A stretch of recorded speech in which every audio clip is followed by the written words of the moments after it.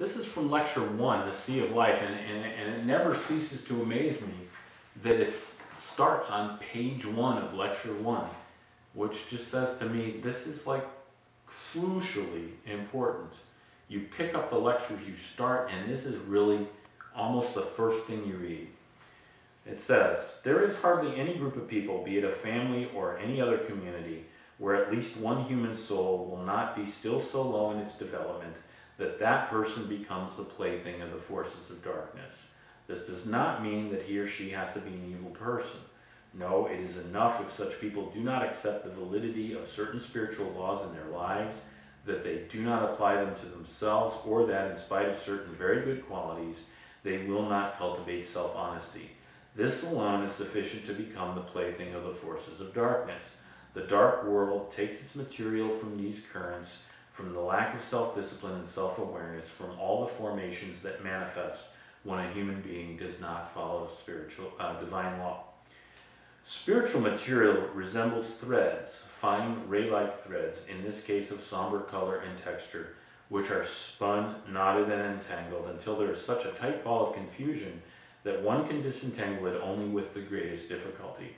However, it is not only this one person who furnishes the material for the confusions, but all the other people involved in the group contribute their share, which arises from their own mistakes and weaknesses in those areas where they violate spiritual law.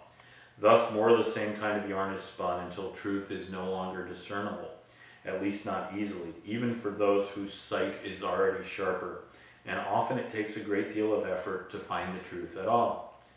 For a person who strives towards a higher spiritual awareness, it is often extremely difficult to know how to behave when such tests come along. For the dark forces know only too well how to make untruth appear as truth. Truth is untruth, good is evil, evil is good. And so humans get confused, they who actually want so much to be in truth. They no longer know how to act in the right way. Often their own inner sick currents, of which they are unaware, contribute not only to darken the situation further, but also prevent them from perceiving it with clarity, and thus from knowing how to deal with it.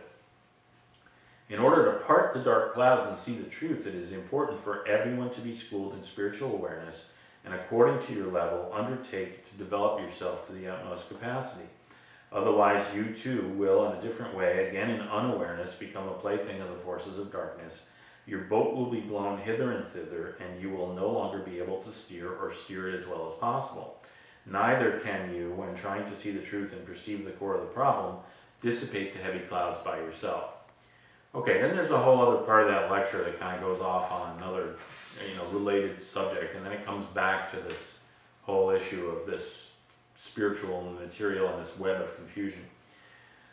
The knots and tangles are also spiritual forms which are our reality, my dear ones. We can always observe them around each group of people. Everybody adds his share to the tangle of threads woven by the dark forces, and often one person contributes especially much to create tangles and achieve greater and greater confusion. But if there is one person in a group who takes the direct and spiritual high road, who truly confronts himself day by day, he or she is the one who will eventually, I repeat, not from one day to the next, succeed in loosening one knot after the other until there are none left and everything becomes clear. Then the weak person will not be able to deceive himself any longer either, which anyway was most detrimental to himself and had burdened his progress. Of course, at first he will put up a resistance, because confusion feeds the lower self that prefers the road of least resistance and vanity, practices self-deception, and thrives on discord. But in the long run, even a weak person will feel liberated as the clouds disappear from his or her life. When truth eliminates with its clarity a previously obscure situation, there will be no more questions left as to what is the right attitude, what is just, and what is the right action. So there it is. That's what the lectures say. The lectures say that when a group becomes entangled, as clearly and obviously we have, or we would not be in the condition in which we find ourselves. I mean, after all, we all have in common that we were drawn to this material in some powerful way. And yet, you know, look at the state of our community. Okay, there has to be a tangle of confusion. There has to be submerged unconscious material which keeps us in separation, which keeps us in stagnation. And the guide says, when truth illuminates, I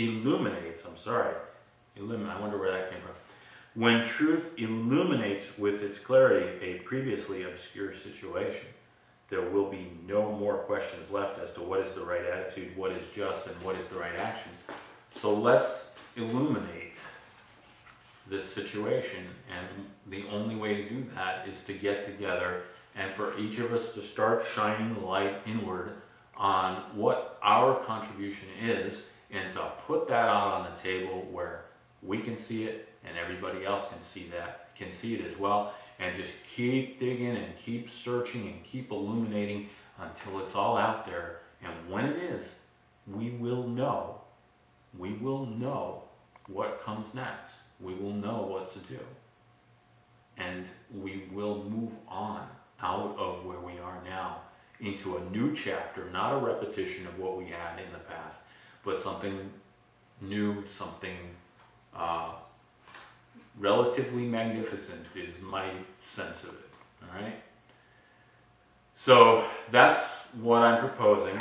And like I said in part 2, I'm going to talk a little bit about kind of a caution, perhaps, or at least something that we ought to keep in mind as we think about moving forward with this. But for now, that's it. That's my proposal. I would really appreciate it a lot if people would think about this, and if they would give feedback here on YouTube where everybody else can see it. Please don't email me and say, Karl, that was great, or Karl, you don't know what you're talking about.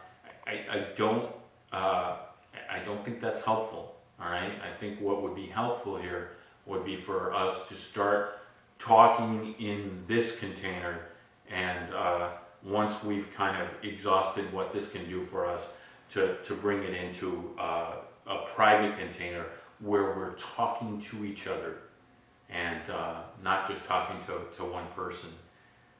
So that's my want, that's my hope, and you know, we'll see what happens. Bless you all. Thanks for listening.